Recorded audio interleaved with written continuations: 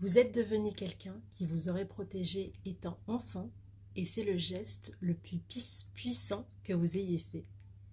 Cette phrase, j'ai découverte la semaine dernière et elle m'a complètement bouleversée. Je vous explique pourquoi dans cette vidéo. Pourquoi cette phrase m'a bouleversée? Parce que en ce moment, je suis en train d'écrire mon livre Crois, aime, brille, qui est le prolongement direct de ma conférence du même nom. Et j'ai entrepris d'aller au bout de ce que je pouvais écrire. C'est vraiment un livre thérapeutique. Et lorsque cette phrase est apparue sur mon fil d'actualité, ça m'a fait revivre des expériences que j'ai vécues étant petite, que j'ai enfouies. Et le fait de voir cette phrase, je me suis dit, mais en fait, c'est pour ça que je fais tout ça.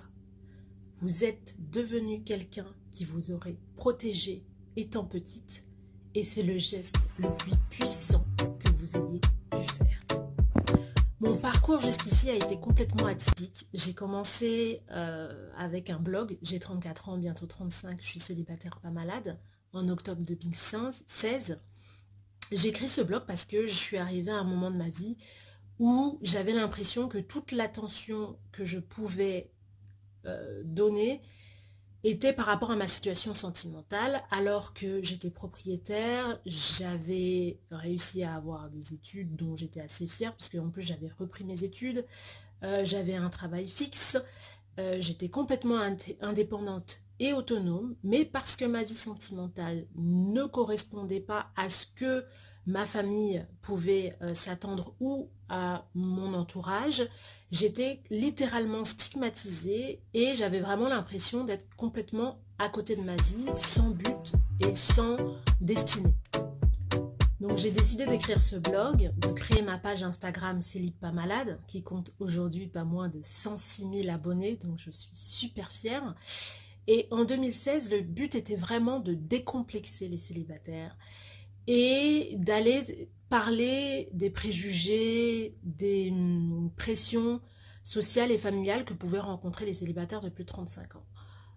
Depuis, j'ai littéralement évolué sur la question parce que je parle de célibat, mais je parle aussi de la condition de la femme, je parle aussi de stéréotypes et de stéréotypes genrés, et je parle aussi des abus que l'on pourrait avoir. Maintenant, avec ce livre, je vais parler aussi de la parentalité et des parents toxiques. Et donc cette phrase, elle est tombée vraiment à point nommé parce que j'étais en train de me triturer le cerveau en me disant, est-ce que j'ai le droit de dire ce que je vais dire et pourquoi j'ai envie et besoin de dire ce que j'ai envie de dire. Et j'étais vraiment dans une culpabilité et un sentiment d'illégitimité de pouvoir exprimer ce que j'ai longtemps gardé à l'intérieur parce que ça mettait en cause une des personnes qui était la plus importante, enfin qui est la plus importante de ma vie, avec qui je n'ai plus trop de contact. Donc tout ça faisait que c'était très compliqué pour moi.